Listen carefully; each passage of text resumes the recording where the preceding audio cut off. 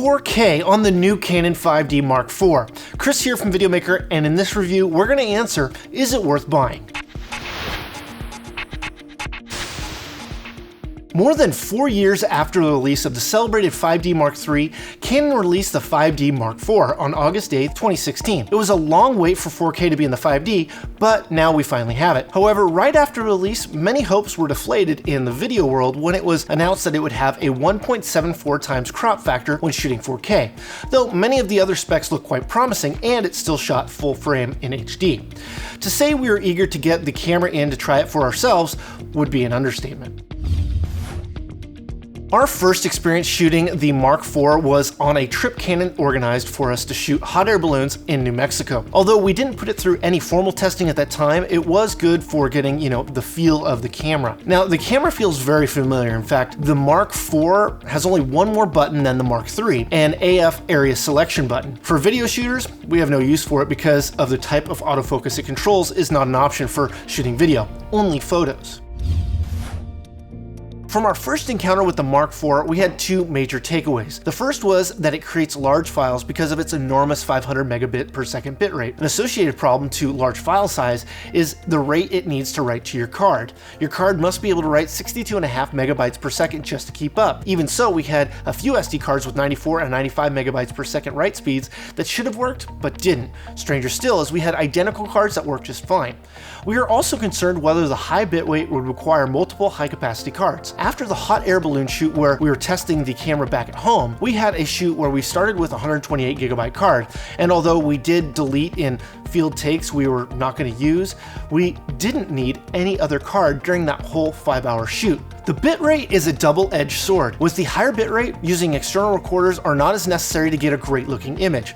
However, the data you consume when shooting at that high of a bitrate is hard to manage and could cost you more to store. The second is that the crop factor can be an issue in certain instances, because where we were shooting large hot air balloons up close, we felt the negative effects of the increased crop factor while shooting. It was difficult to get the whole hot air balloon in frame because of the narrower field of view. Now, we shot on the new 16-35mm f2.8 USM3, which looks great, but the crop factor gave it an effective focal length of 28 to 61 millimeters, not nearly as exaggerated as having an actual focal length of 16 to 35. Our next experience using the camera was shooting a run and gun situation. The feel of this camera is wonderful. After using a mirrorless camera over the last month or so, the hefty feel of the 5D was a welcome change. Yes, it's larger and yes, it's heavier, but we liked the heftiness.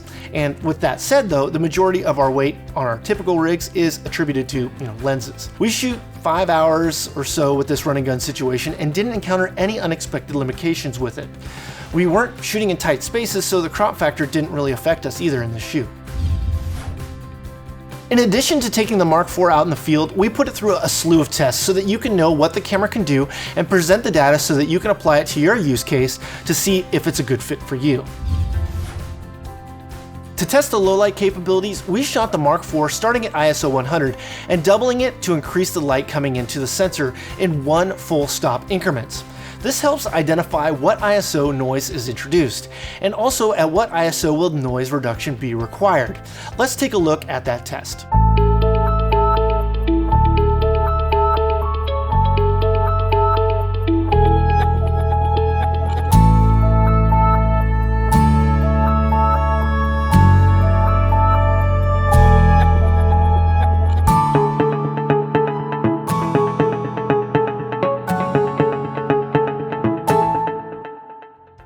We first saw noise at ISO 400, and at just 2 stops later at ISO 1600 or higher, noise reduction would be required. This is on par with the Canon 1DX Mark II and the 5D Mark III. It's a bit better when compared to the Panasonic GH4, but nowhere close to the Sony a7S II, the a6300, or the a6500.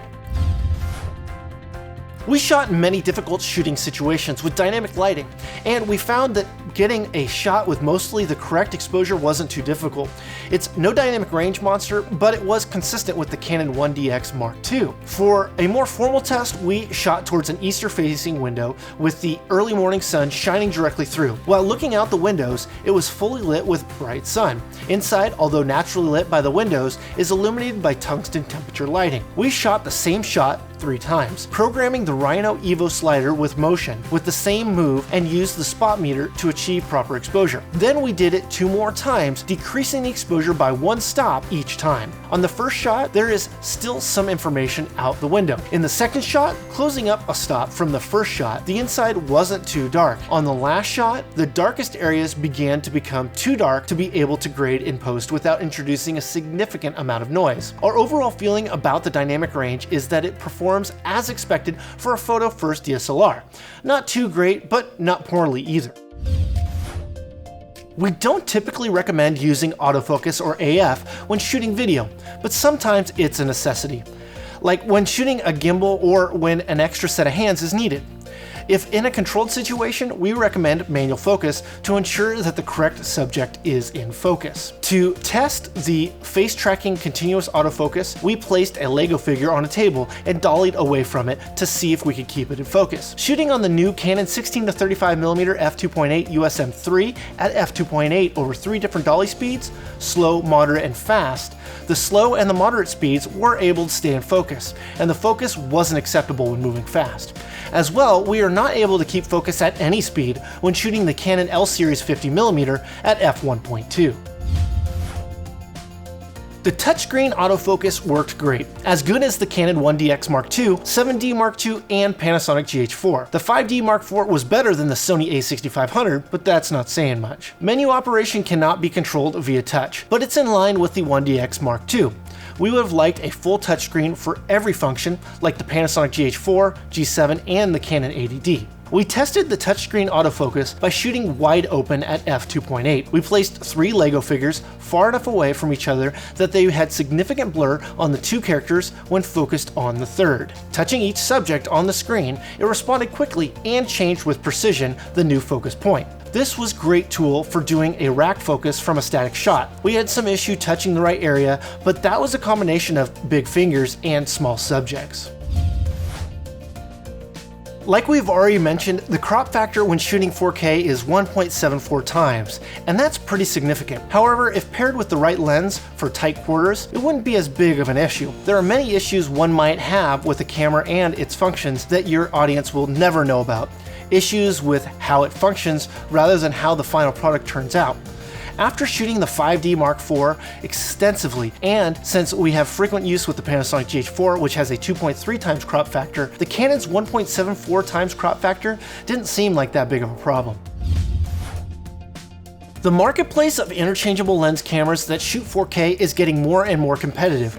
We looked to 2 other cameras that a video shooter might compare to the Mark IV. We felt that the Sony a7S II and the Panasonic GH4 would fit the bill. No camera has matched the low light capabilities of the Sony a7S II. That's one piece of tech we don't suspect Sony will be selling to other manufacturers anytime soon. With that aside, it's not a perfect camera. The 5D Mark IV has more than double the battery life. It shoots DCI 4K instead of UHD 4K, and it doesn't suffer from overheating. The Mark IV has a higher bitrate than the a7S II at 500 megabits per second compared to the Sony at just 100 megabits per second. But that's a point to Sony, since the motion JPEG codec used in the Canon isn't necessarily higher quality, but less efficient. Whereas the a7S II outflanks the Canon is with its full frame 4K, 2 flavors of log with S-Log2 and S-Log3, and the ability to output 8-bit 4K via HDMI. The Canon won't output 4K via its HDMI output. The Sony can also shoot 120 frames per second in 1080 HD, whereas you only get 60 FPS in 1080 with the Mark IV. Lastly, the a7S is more affordable, costing $500 less. As for the Panasonic GH4, the 5D has a much larger sensor even considering the crop when shooting at 4K. It has a higher bitrate of 500 megabits versus 100 megabits of the GH4, but where the GH4 shines is with the ability to shoot longer than 30 minutes. It's far more affordable at $1,200. Lastly, the output of the GH4 is 10-bit 4K via HDMI. Again, the 5D outputs only HD. There are a few places where the 5D Mark IV disappoints. Things like HD only output via its HDMI, few frame rate options, and a larger price tag are just a few. The picture it produces looks great. When shooting, it feels just like the Mark III and now offers 4K. Outside of that, it's a lackluster release for video-only shooters.